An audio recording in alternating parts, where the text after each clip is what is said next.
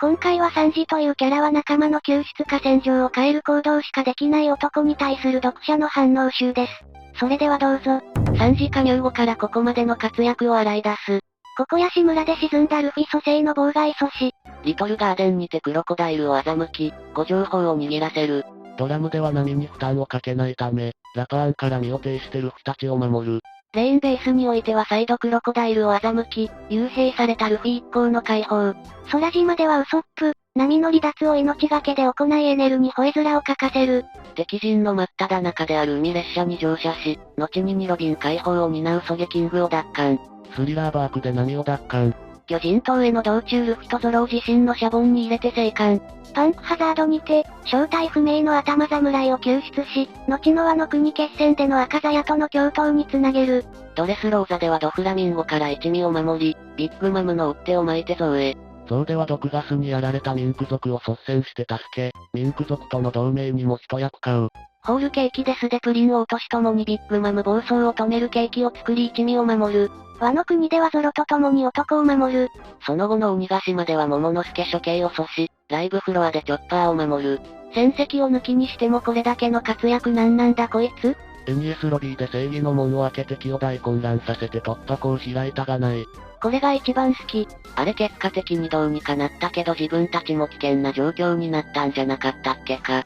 まあ仲間に公開術 SSR のナミさんがいたので。開けなかったら逃げれるチャンスすら生まれないからまあ。シャボンはルフィ、サンジのが割れてゾロのに入ったんじゃなかったっけ？記憶違い？そうだと思う。アラバスタでボンクレイに狙われたビビを救出と、エニエスロビーでジャブラにやられそうになったウソップと波救出がない。これに加えて戦闘でも最初から活躍されると作劇的にちょっと困るから。最初は女性とぶつかるようにしてデバフかけるね。毒ガスにやられたミンク族を率先して助けたって本当か？最初は助けるのためらってなかった？シーザーにガス中和させたところ言ってるのかも。ためらってたっていうよりは、シーザーによれば凶暴かつ人間嫌いな連中らしいからもしかしたら後悔する結果になるかも。定地を忠告したって感じじゃないかな？は？サンジは皮膚も盾とならず飯炊きに従事し王家のプライドもなく、つまらぬ情に流され弱者のために命を危険にさらすような脆弱な精神で兵士として、あまりに不完全な出来損ないのジェルマの失敗作だが、ジェルマの失敗作だから逆説で救いのヒーローになったんだよ。バカ言うなめちゃくちゃうまい飯作ってくれるわ。パンクハザードの子供もゾウのミンクも率先して助けようとしたのはナミさんだ。サンジは詳しい事情を知らず一味が不利益を被る可能性がある場合は、むやみに首を突っ込むのを良しとしない。今、感情に任せて行動していいかどうか問いかけるよね。毒ガス消したのナミスアン合流前じゃなかった？ガスは別れて奥を探索中にチョッパーとサンジがブチギレて中和しろってシーザーを脅してやらせたね。その時にシーザーにミンク族の危険性を教えられたから、ナミさんの意見聞くまではすぐ助けられなかった感じ。サンジは覚悟を見せた奴には事情より人情を取る男では？金右衛門の件も責任は俺が取る的なこと言ってたし。リトルガーデンはエターナルポース獲得も追加で。エニエスロビーの時も所詮はカリファにやられたとはいえ、ギリギリでウソップを救助したり逃げる際にゲートいじったりしたりしてたな。そうでしたことって毒ガス救済もそうだけど、その後乗り込んできたビッグマム海賊団やらなんやらを傷ついたミンクたちに知られないように、したことも大事やろうな。料理人はマルチタスクをこなせる器用さと頭の良さが結構必要なので、サンジが頭脳派ポジなのはしっくりきていて良い設定だと思う。そういやなんでサンジはちょんまげとか侍の見た目を知ってたんだろ。別に深い理由はないのかな？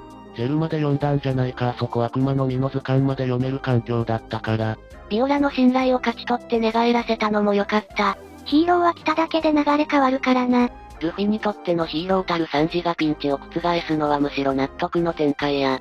バトル以外のところで全員が殺される危機の土壇場にサンジが助けに来る展開は初期から一貫してるから、オダッチも意識して書いてるんだろうな。サンジが遊郭行った時もうなんか起きるなこれは。ってワクワクしたもんよ。ヒーローは別行動してからが本番だよな。お染ちゃんの一件の時は肝が冷えたけどいつものサンジのままで安心した。ヒーローものだったらおそらくサブ隊がヒーローの苦悩とかになる感じの展開だった。こっちもハラハラしたよ。この引きで9歳だったからな。長い2週間だったのを覚えてる。サンジや継続とか散々言われてたよね。ヒーローは肉体よりも精神をいじめられる。よく見ると歯の噛み合わせでカチカチ感出してるんだな。改めて漫画がうまい。ハラハラしたけど良い曇らせだった。最後のオチが敵を倒すバトルの最中でも小動物のことまで見捨てず助けるという、完全なるヒーロームーブだったのも良い締めだった。某ヒーロー漫画での助けて勝って助けるっての一人で体現してくるからな。たまに自分犠牲 100% するけど。シケモクから一気に三次曇らせが流行った。髪くしゃする三次とかめっちゃすれ立ってたし。曇らせキャラ総合みたいなのでライナーとかナナちゃんと並んでるのが気になって、見始めてハマったからあの名画には感謝してる。芸術的だ口の端から感じるいたたまれなさとか泣き出す時の横に広がった鼻の穴とか、力が入って強調された血管や眉間のシワに目の落ちくぼんだ感じとか、リアルと漫画表現のバランスが素晴らしい。ほんと名画。ここのシーンいつもピンチに颯爽と現れる三次だけど、毎回どこに行くべきかって考えながら走り回ってるのが分かってよかった。強敵に立ち向かっていくのは船長と片翼に任せて自分は守るべき仲間の方行く感じ好き。守るための戦いが多いのが好きだ。職務がコックだから負けちゃいけないというのがないのが作劇に良いんだろうな。世界一のコックを目指してなくてよかったけど、自分の料理の腕にある一定以上の自負とプライドがあるのもいい。女好きが弱点でもあり逆に有効だったり救助のための単独行動の布石だったり利用できとる。ヒーロー性は三次にとってのヒーローであるゼフからも受けていたんだろうな。自己犠牲はワノ国で少し改善されたけども。それでも船員からの評価は飯マシーン。むしろ本人そっちのがやりたいんじゃねえのか。本人も変に恩着せようとしてないし、むしろ本職の料理人として評価されていれば、気にしないんやろな。それこそルフィの考えるヒーロー像じゃないか。目の前の肉を他者にあげられるやつ。優しすぎたり女に弱かったりするけどいざって時に颯爽と駆けつける三次はヒーローよ。悪の組織に改造手術を受けるも正義の心を失わなかった男。三次のせいで状況を悪化させた場面もあるし良いところばかりではない。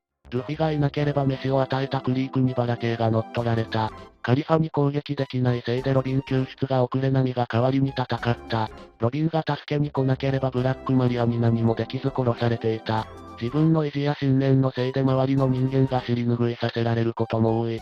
信念が大事なのはわかるけどそこは仲間の命を優先させて欲しかったわ。仲間のためでも信念は捨てられない代わりに命は簡単に捨てようとする。そういう三次だからこそ仲間が助けてくれるわけで、確かにその場面では役立たずだし状況を悪化させてるけど、三次というキャラを考えると絶対そうするだろうむしろそうしないとおかしいって行動だからな。腹ペコの人間相手ならたとえ極悪人でも飯をやる。死んでも女を足蹴りにしないは三次の絶対譲れない部分だから難しいね。脳死で持ち上げる新嫌いだからダメなところにも焦点を当てるのはいいが、キャラクターの信念のあらをつくのは野暮である。昔はゾロに実力で劣る分、頭脳で起点を作ってたイメージ。ゾロは単独で行動させるとろくなことにならんし、ゾロが飛んだ先にいて手当てしてさらにシャボンディまで連れてくるという、異様を成したペローナはマジで一味の大恩人だと思う。ただの仲間大好き人間。最後までご視聴いただきありがとうございました。これからもワンピースに関する動画を投稿していくのでチャンネル登録、高評価よろしくお願いします。